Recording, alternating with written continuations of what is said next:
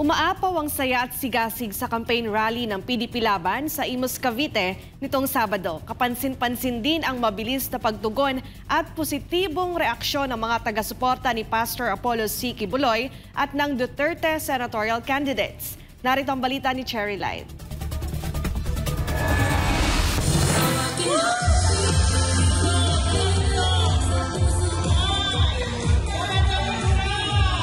Malakas na palakpakan, hiyawan at sayawan ang bumalos sa Imus Institute Gym habang nagsasalita ang mga kandidato at mga kinatawan para sa Pastor Apollo C. Quiboloy for Senator Movement at rally ng buong Duterte senatorial candidates.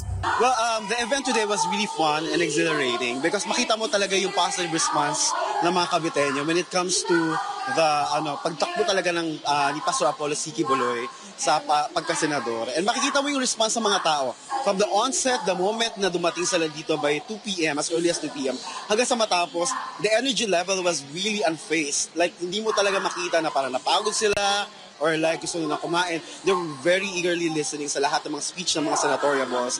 Nakakatuwa kasi napakainit ng pagtanggap ng mga taong dumalong hindi binayaran para pumunta dito sa aming location, sa Imus Institute dito sa Cavite. Nakakatuwa kasi kusang loob silang sumama ng walang binigay, walang inoffer. Ang PDP, especially si Pastor Apollo C. Quiboloy, kusa silang loob na sumuporta kay Pastor. Ipinahayag din nila ang kanilang pagnanais na magkaroon ng mga bagong pinuno na tutugon sa lumalalang krimen at korupsyon sa Cavite.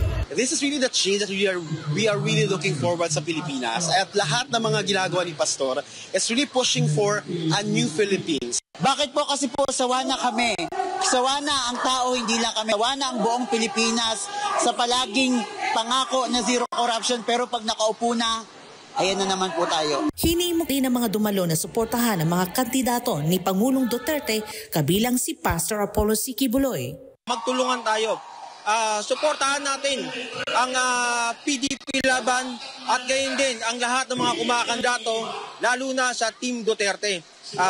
Ito ay makakatulong hindi lamang sa ating mga kababayan sa buong Pilipinas at hindi sa lahat sa ating mga OFW. Suportahan po natin ang mga kandidato ng PDP Laban na lumalaban para sa karapatan natin mga ordinaryong tao. Isusulong ang Duterte principles, no? Anti-corruption, anti-criminality, anti-drugs.